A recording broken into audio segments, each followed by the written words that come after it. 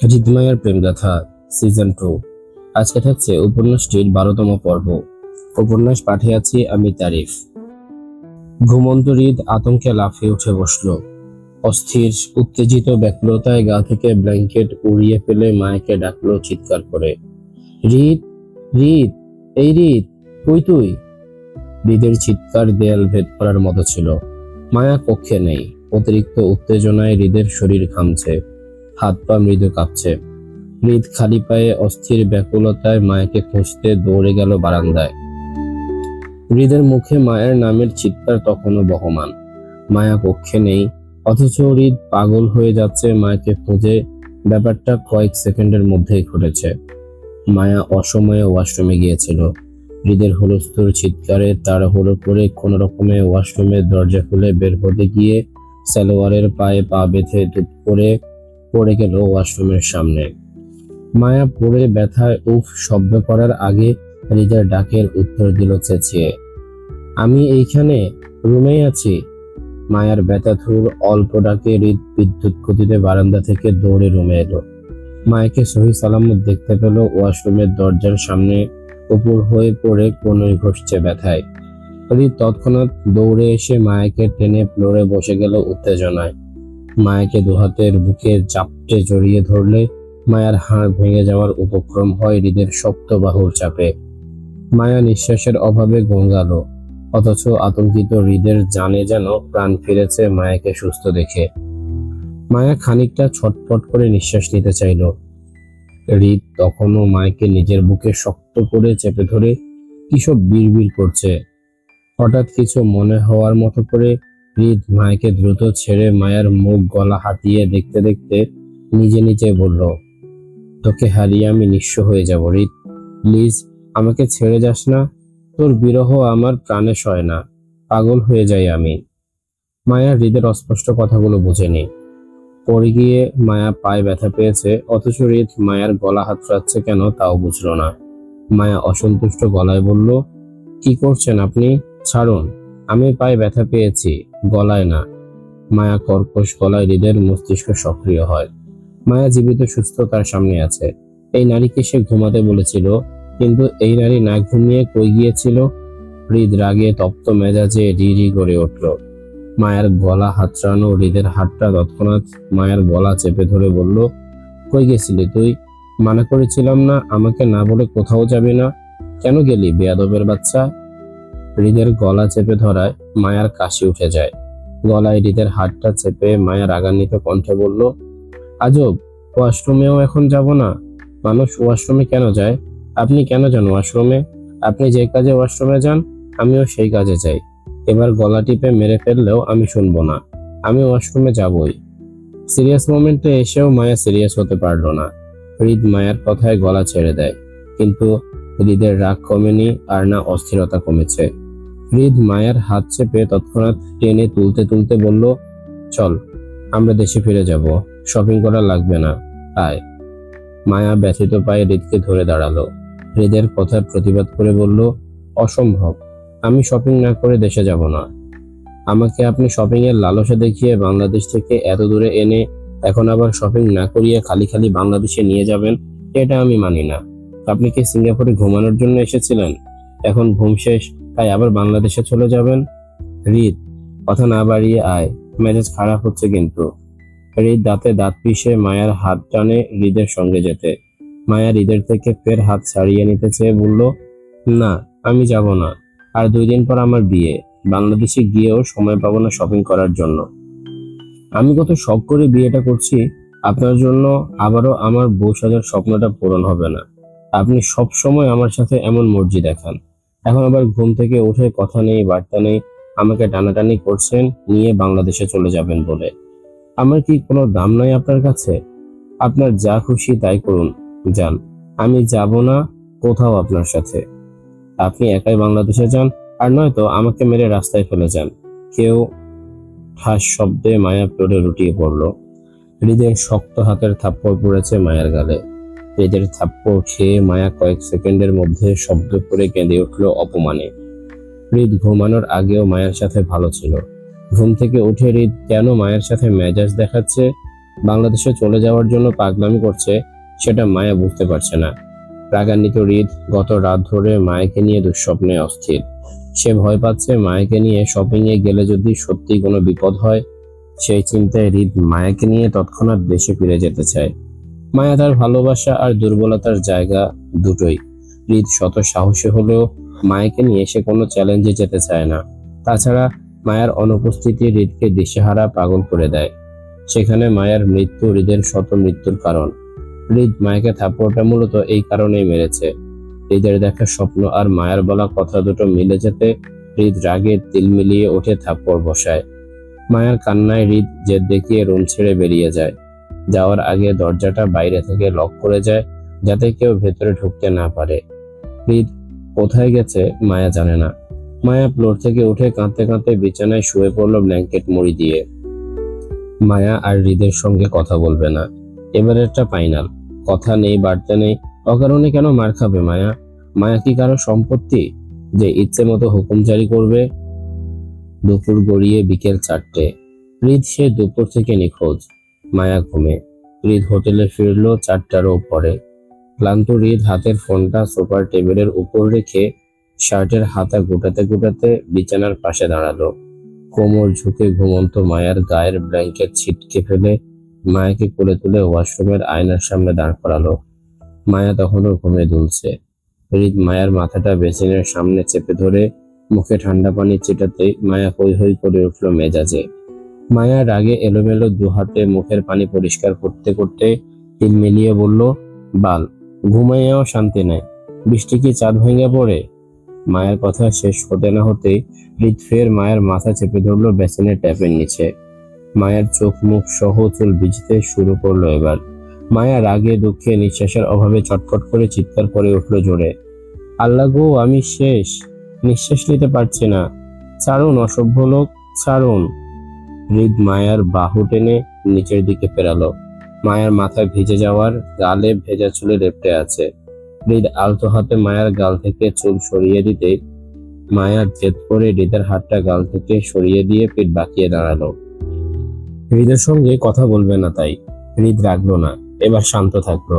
শান্ত ভঙ্গিতে মায়ার বাহু টেনে নিচের দিকে ফেরালো। তীক্ষ্ণ গলায় মায়াকে শাসিয়ে বলল, বাড়াবাড়ি করলে কিন্তু বাথটবে ছুবিয়ে রাখবো হৃদ। এমনিতেই অশান্তি লাগছে, নাটক শেষ করো। মায়া গাল ফুলিয়ে পাশে দেখালো, চোখে অপমানের জল। কত সুন্দর করে মায়া হৃদের সঙ্গে শপিং এ এলো, অথচ অকারণে মার খেলো। মায়া ঘাড় অভিমান করে বলল, আপনি আরেকটা বিয়ে করুন, আমি আপনার বউ না। আমার এমন জামাই লাগবে না, জান। তাই? তাহলে কেমন জামাই লাগবে আপনার শুনি ম্যাডাম? হৃদ মায়ের থুতনি চেপে নিজের দিকে ফেরালো। মায়ের চোখে চোখ রেখে কথাটা হৃদ তীক্ষ্ণ গলায় বলল। মায়াও উত্তর দিল সেভাবে, ভালো জামাই লাগবে, যে আমায় কখনো মারবে না, সবসময় ভালোবাসবে, আদর করবে, এমন কাউকে লাগবে। কাছে আসেন, ভালোবাসি। আমিও তো চাইবো ভালোবাসতে, আসেন। হৃদ দুহাত প্রশস্ত করে মায়াকে জড়িয়ে ধরতে চাইলে মায়া পিছিয়ে গেল। মায়ার কোমর বেসিনে ঠেকলো। মায়া হৃদের বুকের পাশে হাত রেখে বাধা দিয়ে বলল, এই অসভ্য ভালোবাসা চাই না আমি, ভদ্র ভালোবাসা চাই। হৃদ বেসিনের দুপাশে দুহাত রেখে মায়ার মুখের উপর ঝুঁকে বলল, অসভ্য মানুষের কাছে সভ্য ভালোবাসা চাইছেন? আপনার ডিমান্ডটা বাজেটের বাইরে চলে গেল না ম্যাডাম? হৃদের উষ্ণ নিঃশ্বাস মায়ার মুখে পড়ছে। মায়া চোখ তুলে তাকাতেই হৃদের সঙ্গে চোখাচোখি হলো। মায়া আগের ন্যায় অভিমানে অভিযোগ করে প্রসঙ্গ পাল্টে বলল, আপনি তখন আমাকে মারলেন কেন? আমি কিন্তু বউকে শুধু মাইন না, আদরও করতে জানি ম্যাডাম, দেখবেন। হৃদ খানিকটা ঝুঁকে চট করে মায়ার বাম গালে শব্দ করে চুমু খেল।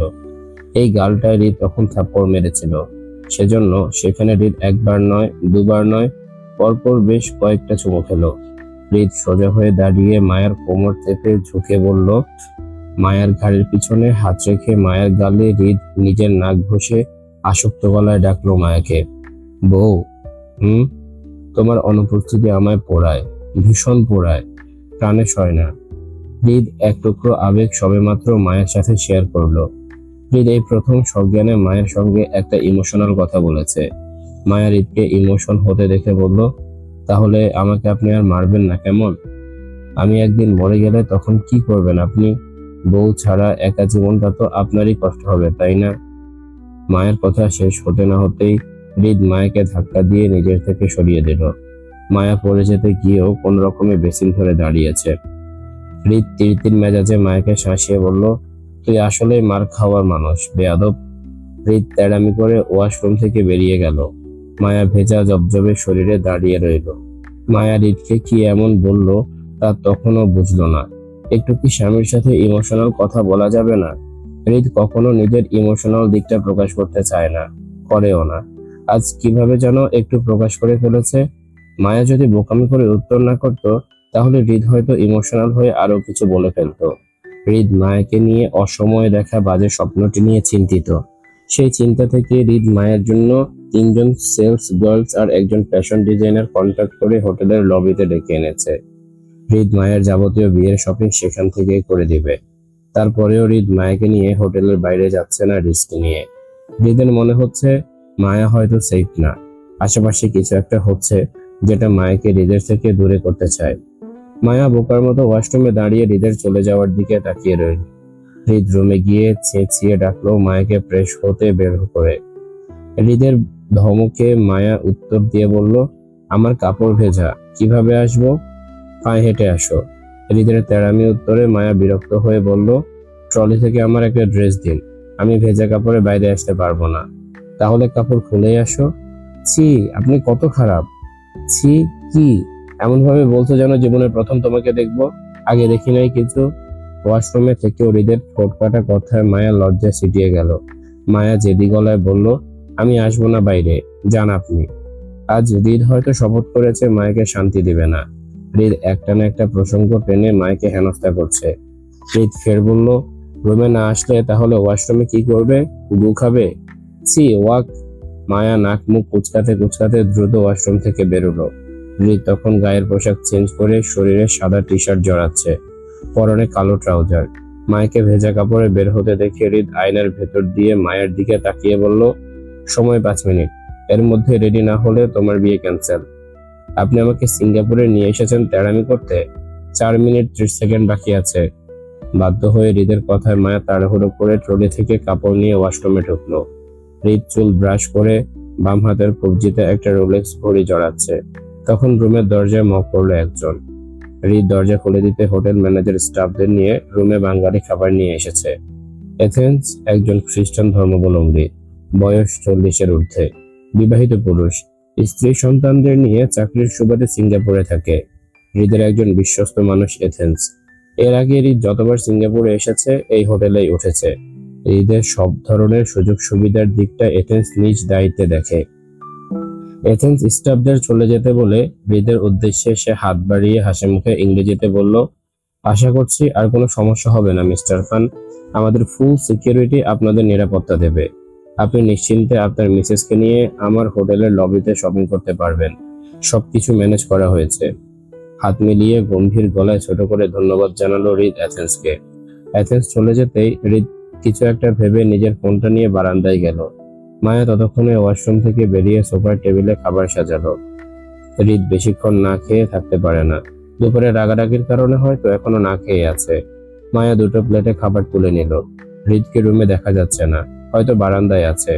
মায়া হৃদের অপেক্ষা করতে লাগলো। কয়েক মিনিটের মধ্যে হৃদ মায়ের পাশাপাশি সোফায় এসে বসলো। মায়া হৃদের দিকে খাবারের প্লেট এগিয়ে দিয়ে বলল, কিছু হয়েছে আপনার? কেমন চিন্তিত দেখাচ্ছে আপনাকে।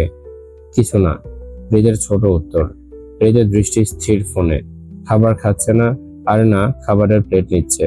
মায়া হৃদের মতিগতি বুঝতে পারছে না। কয়েক সেকেন্ড অপেক্ষা করে মায়া হৃদকে বলল, আমি খাইয়ে দেই। বলা মাত্রই হৃদ তৎক্ষণাৎ হা করলো খেতে। মায়া হৃদের প্লেট নিজের কাছে টেনে হৃদের মুখে লোকমা তুলে দেয়। হৃদ বিনা বাক্যে মায়ের হাতে পুরোটা খাবার শেষ করে। প্লেটের খাবার শেষ হয়ে গেলে মায়া বলল, আরো নেন, খাবেন? না। মায়া হাত ধুয়ে হৃদকে পানি খাইয়ে খালি গ্লাসটা হাতে নিয়ে হৃদের দিকে তাকালো। হৃদ পুরোটা সময় ফোনে কি যেন করেছে। কপালে সূক্ষ্ম ভাঁজ। কখনো এমন হয় না হৃদ খেতে বসে ফোন হাতে নিয়েছে। আজই প্রথম মায়া হৃদকে ফোন হাতে খেতে দেখলো। মায়া বলল, আপনার সমস্যা হলে চলুন আমরা বাংলাদেশে চলে যাই। হৃদের কোনো উত্তর নেই। হৃদ পাল্টা প্রশ্ন করলো তীক্ষ্ণ গলায়, তোমার এমন কিছু আছে হৃদ যেটা তুমি কখনো আমাকে বলনি? আমার অজানা কিছু? মায়া হৃদের কথার প্রসঙ্গটা বুঝলো না। মায়ার জীবনে এমন কোনো কিছু নেই যেটা হৃদ জানে না। মায়ার সম্পর্কে হৃদ সবই জানে। তাহলে মায়া আবার নতুন করে কি লুকাবে? মায়া তৎক্ষণাৎ উত্তর দিল, না, এমন কিছু নেই। ভেবে বলছো? হ্যাঁ। কেন, কি হয়েছে? কিছু না। বলুন না কি হয়েছে। 5 মিনিটে খাবার শেষ করো, কুইক। হৃদ প্রসঙ্গ পাল্টাতে চাইলো। মায়া জেদি গলায় বলল, কি হয়েছে একটু বললে কি হয়? আমি তো আপনার বউই হই, তাই না? হৃদকে তারপরেও কিছু বলতে না দেখে মায়া প্লেটে খাবার তুলতে তুলতে বলল, আমি কিন্তু জানি আপনি আমার জন্যই চিন্তিত। আমি সব বুঝি। আচ্ছা ধরেন আমি হুট করে গায়েব হয়ে গেলাম আর আপনি আমাকে কোথাও খুঁজে পেলেন না। এভাবে দিন পার হয়ে বছরের পর বছর গেল। তখন আপনি কি করবেন? মায়ের অদ্ভুত কথায় হৃদয় হেয়ালি উত্তর করে বলল, কি করব? আরেকটা বিয়ে করব। এভাবে বছরের পর বছর একা একা থাকা যায় নাকি, পাগল? এই ছিল আজকের পর্ব। কেমন লেগেছে তোমাদের কমেন্ট করে জানাও। দেখা হচ্ছে পরের পর্বে। ততক্ষণ পর্যন্ত সবাই ভালো থাকো, সুস্থ থাকো। আজকের মতো আমি তারিফ এখানে বিদায় নিচ্ছি। আল্লাহ হাফেজ।